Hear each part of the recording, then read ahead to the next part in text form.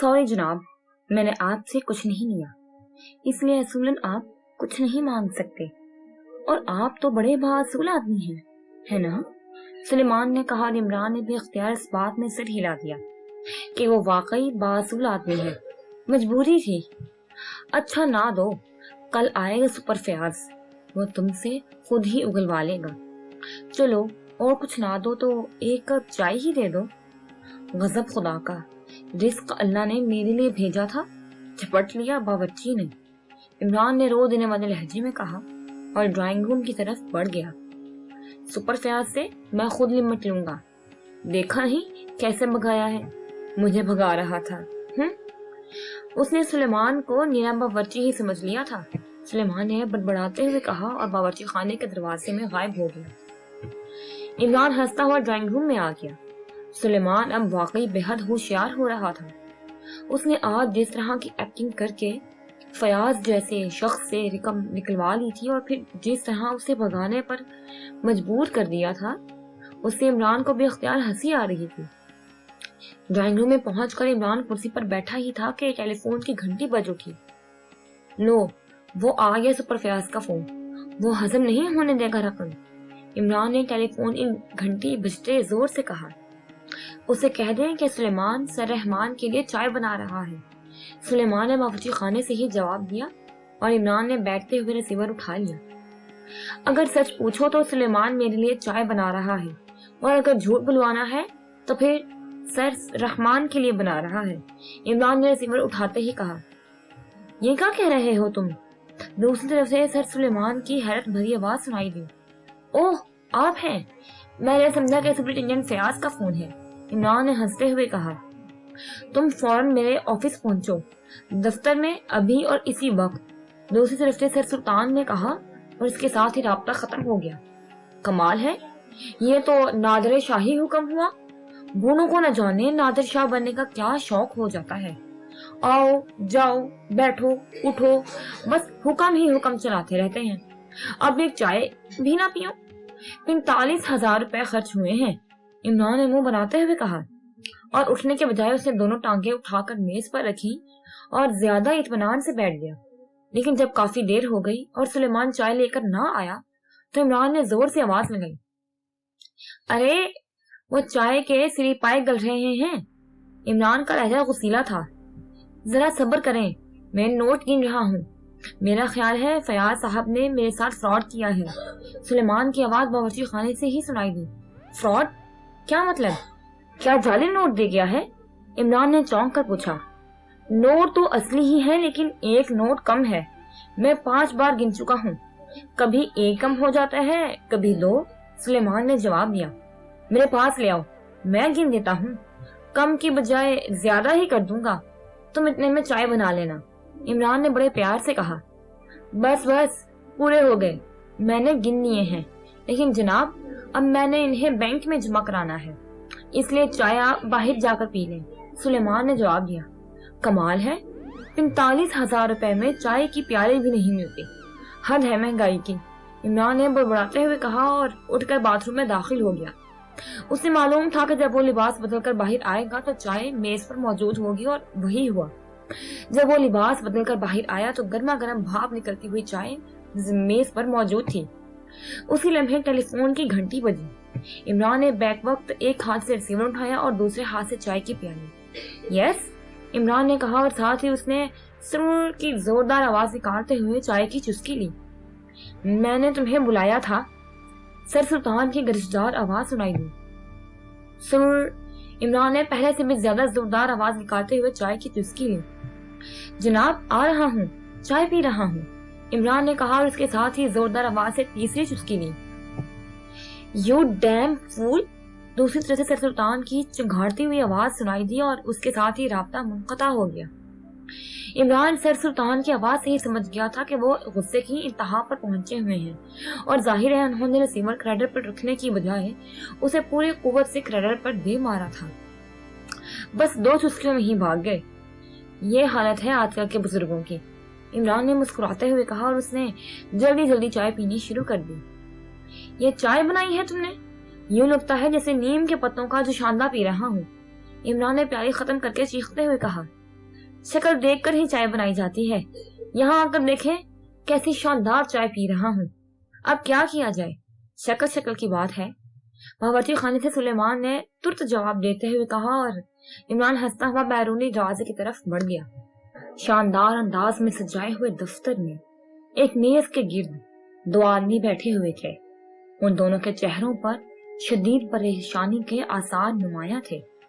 वो दोनों ही बार बार बैरूनी दरवाजे की तरफ देखते और फिर अपनी कलाई की घड़ी पर वक्त देखते।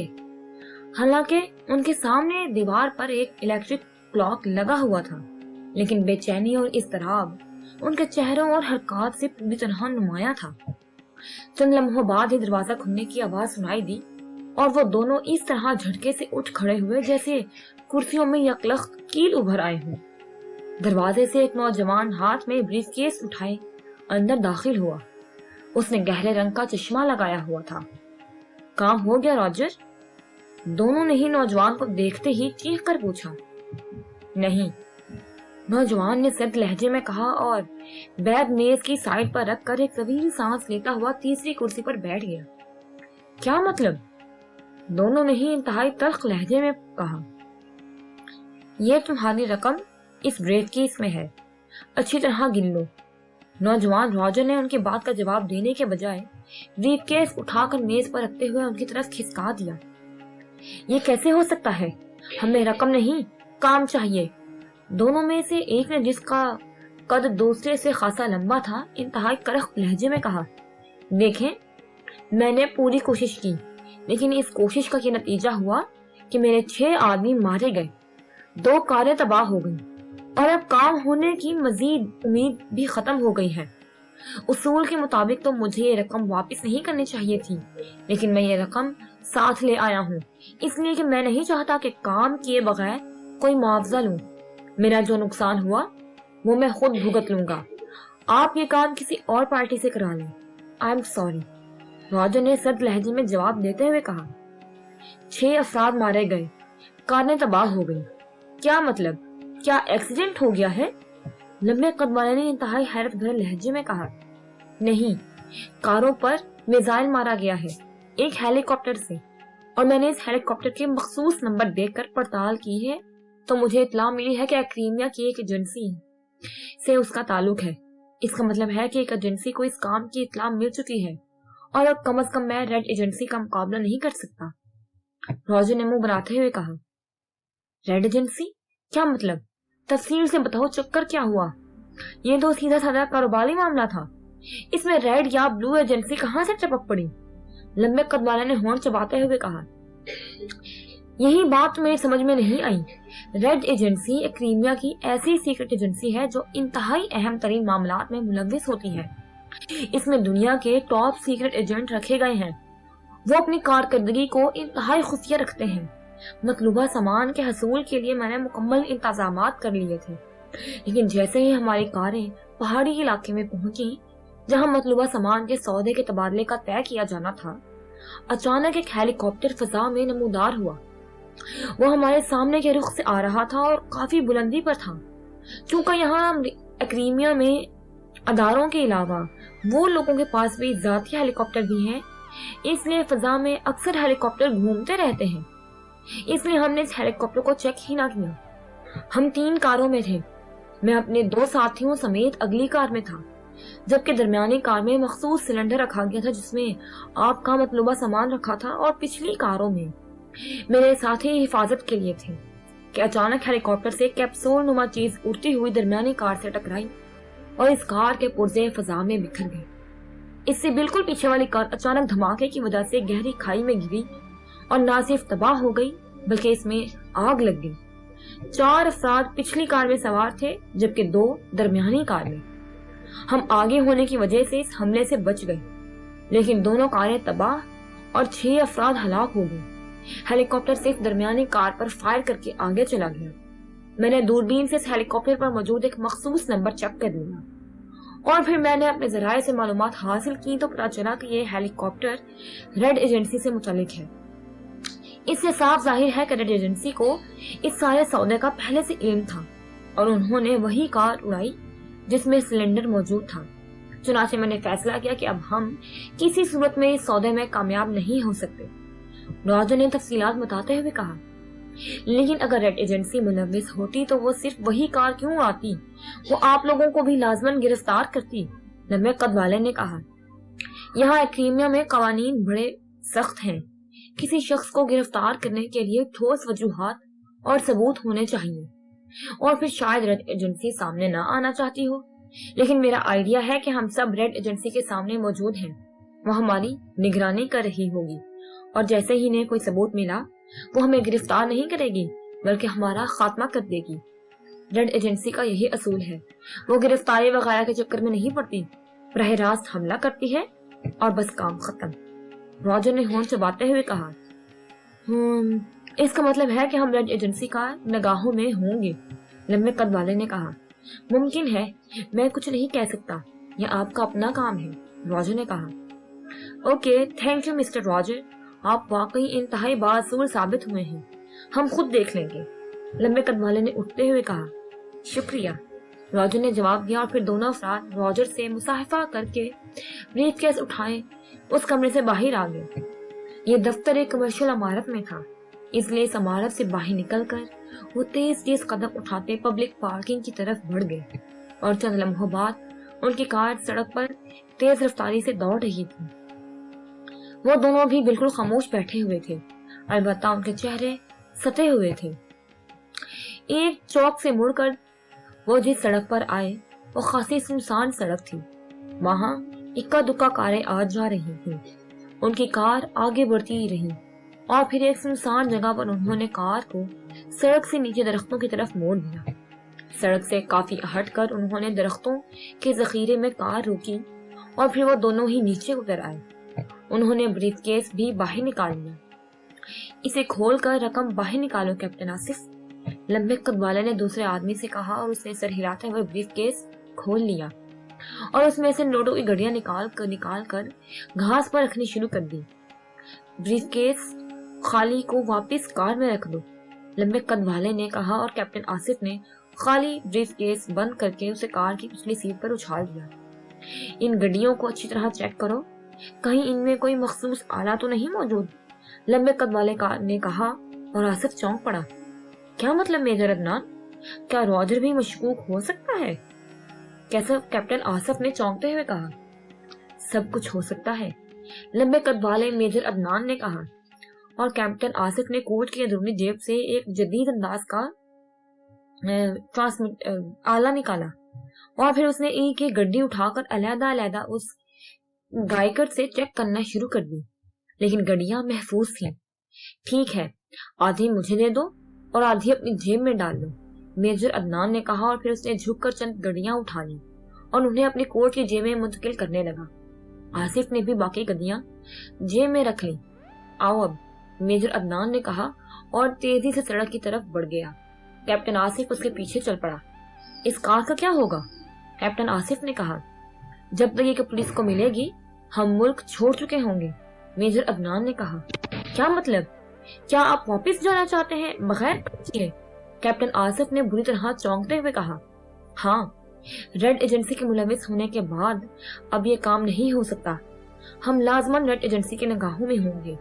अब तो नई टीम ही ये काम कर सकेगी, मेजर अदनान ने कहा। लेकिन सर, ऐसा भी तो हो सकता है कि हम मेकअप करके काम करें, कैप्टन आसिफ ने कहा। नहीं, कर्नल का हुक्म है कि हम जैसे ही महसूस करें कि हम नजरों में आ चुके हैं, हमें फौरन वापस आ जाना चाहिए, मेजर अदनान ने कहा, और कैप्टन आसिफ ने सर हिला दिया। सड़क पर कुछ दूर चलने के बाद इन्हें एक पब्लिक बस मिल गई और पब्लिक बस में बैठकर वो मेन मार्केट पहुंच गए। मेन मार्केट स्टॉप पर उतरकर उन्होंने टैक्सी पकड़ी और सीधे एयरपोर्ट की तरफ चल पड़े, ताकि जो जहाज भी इन्हें अवलीन फुर्सत में मिले सीधे इसके जरिए वापस चले जाएं। टैक्सी तेज रफ्तारी से एयरपोर्ट की तरफ बढ़ रही थी और दोनों के चेहरे पर नाकामी के आसार नुमाया थे। खास तौर पर कैप्टन आसिफ तो खासा मायूस और दिल गिरफ्तार लग रहा था, क्योंकि उसका ये पहला मिशन था और पहले मिशन में ही उसे नाकाम लौटना पड़ा था, लेकिन वो मेजर अदनान की वजह से मजबूर था। टेलीफोन एक घंटे बजते ही कुर्सी पर बैठे हुए नकाबपोश ने हाथ बढ़ाकर रिसीवर उठा लिया। اس کے ریسیور اٹھاتے ہی سامنے دیوار پر لگی ہوئی اسکرین روشن ہو گئی اور اسکرین پر ایک نوجوان کی تصویر ابھر آئی۔ یس، نقاب پوش نے کرخت لہجے میں کہا۔ سر، میں جیکسن بول رہا ہوں، ایئرپورٹ سے۔ دونوں آدمی واپس چلے گئے ہیں۔ نوجوان کے لب ہلے لیکن اس کی آواز ریسیور سے برآمد ہوئی۔ تفصیل بتاؤ، نقاب پوش نے کرخت لہجے میں کہا۔ سر، راجر کی طرف سے جواب ملنے پر وہ دونوں کار لے کر 13 اپ روڈ پر گئے۔ انہوں نے کار وہیں چھوڑی اور صرف نوٹ لے کر واپس ایک پبلک بس کے ذریعے مین مارکیٹ پہنچے اور وہاں سے ٹیکسی پکڑ کر سیدھے ایئرپورٹ آ گئے۔ یہاں سے انہیں ایک بین الاقوامی ہوائی کمپنی کی فلائٹ مہیا ہو گئی اور وہ اس میں بیٹھ کر چلے گئے۔